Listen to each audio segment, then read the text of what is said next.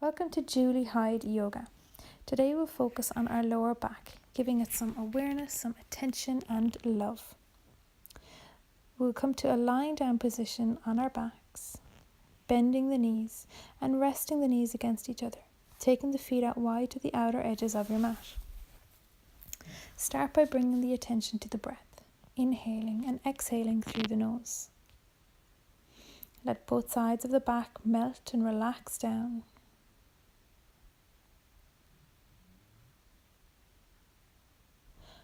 And then from here we'll stabilize the pelvis. So when you breathe in, feel an expansion in the belly, and when you breathe out, flatten the lower back to the ground. Every time you inhale, you expand, and every time you exhale, you tuck the tailbone. It's a very subtle movement. You're tilting the pelvis forward and back, syncing the movement to the breath. Your awareness here is as important as the movement. So keep the attention on the lower back, on the pelvis, on the belly. Keep the breath moving smooth, in and out through the nose. From here, we'll bring the feet together, knees together, and let both knees fall towards the left. If it feels okay on the head and neck, you can turn the gaze to face in the opposite direction, resting the hands on the rib cage, inhaling, and as you breathe out, relaxing, softening, releasing to the ground. Twists are very beneficial for the lower back. Coming back to the center, we'll move to the opposite side, both knees falling to the right. And if it's okay, let the gaze look to the left. Soften the toes, the ankles, maybe needing to soften the throat and the jaw.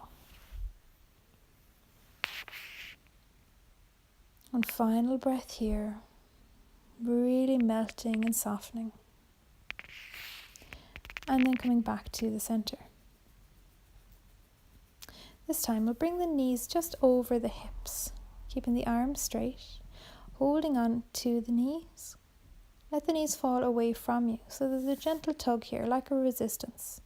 You'll really feel the lower back pressing into the mat here, and it should feel like a nice ironing out. Just 1 or 2 breaths in this position. And then you can bend the knees, letting them really roll in over the belly and start to rock a bit from side to side.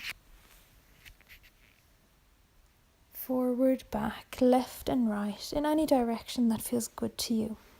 Again, the attention and awareness is on the lumbar spine. This pressure on the lower back will help to increase circulation and blood flow to the area. Release the feet now to the ground, and we'll start to open the hamstrings. Send the right sole of the foot to the ceiling and spend a few moments here. Sometimes tightness and tension in the lower back can be caused by tight hamstrings, so it's important to try and stretch these out.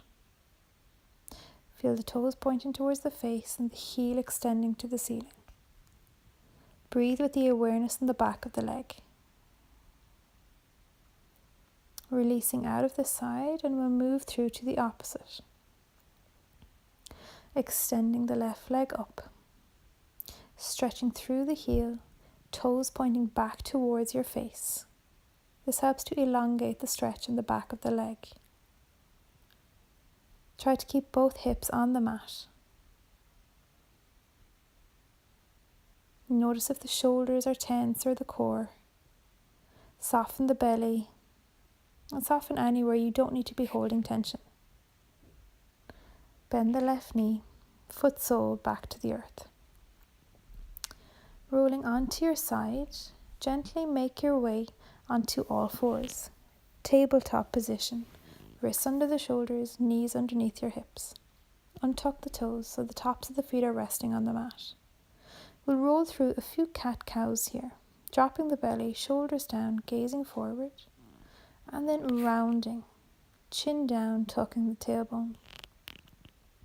Move through a few here at your own pace. This will help bring suppleness to the spine. Never hesitate to introduce organic movement wherever you need to.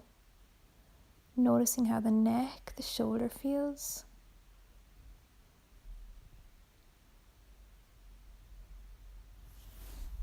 Inhaling, really feel that expansion in the front body. And come back to center. Big toes to touch, knees out wide. Send the sitting bones back towards the heels, resting the forehead to the mat. When you breathe in, feel an expansion around the back of the body, the lower back specifically. And every exhale, soften a little bit deeper, a little more. Keeping the awareness to any area that needs the attention. From here, we'll prepare for our first downward facing dog. Plant the palms, lift up, tuck your toes under, and send the tailbone towards the ceiling. We'll keep our knees bent for this version, just for a few moments, to get that length in the spine. Relax the head, neck, and shoulders. We'll push through the right hand and the left heel. Push through the left hand and the right heel. That's a few more times like that, pedaling out, opening the hamstrings a bit, but maintaining that length in the spine. If it feels okay, we can straighten both legs. But if you'd prefer to keep them bent, if that feels gentler for you today, then by all means, keep the knees bent and soft. On your next exhale, come back down onto the ground. And very gracefully, with control, being mindful of your back, make your way down onto your belly, coming into Sphinx pose. Elbows underneath the shoulders, or if there's any fussiness or pinching in the lower back here, send the elbows out further towards the top of your mat, coming further down onto your belly. Tops of the feet rest onto the ground. And take your time to focus on the breath here. Keep the shoulders away from your ears. This pose really just helps to support that natural curve in the spine.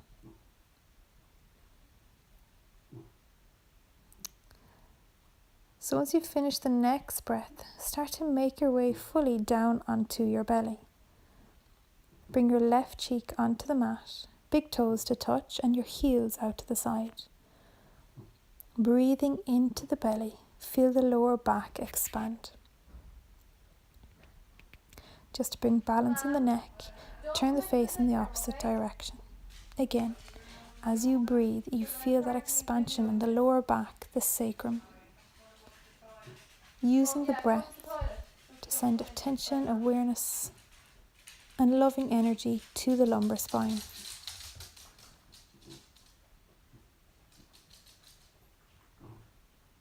One final breath here. And then bring the forehead to the mat. Back of the neck is nice and smooth. And we'll lift the back leg. Keep the limb straight and release. And then inhale, lift the opposite leg and release. A few more times like this. Just lifting and lowering. This just really helps to strengthen the muscles in the back without pinching or aggravating any of the vertebrae or nerves here. Then we'll start to make our way back into a full child's pose, Balasana. Bringing the knees together, feet together, hands back by the feet, and resting the forehead onto the mat. If the forehead doesn't reach the mat comfortably, make a pillow for the head by making 2 fists and resting the forehead onto the hands. Coming back to the breath. Now we'll move into our final posture here, legs up the wall pose. So bring the hip to the wall and swing the legs up. So if your hamstrings are tight, it might be a nicer stretch to have the sitting bones further away from the wall. The closer the sitting bones are to the wall, the stronger this will feel on the back of the legs. So choose any position for the hands. They can be resting on your belly or up above your head. And just start to relax here. This is really good for ironing out the back, ironing out the spine. It's a really restorative posture. There's nothing to do.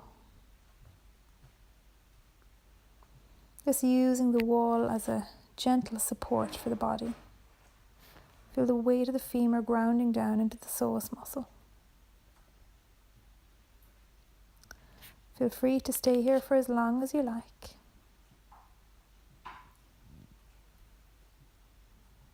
And once you're ready, you can bring yourself back to a seated position.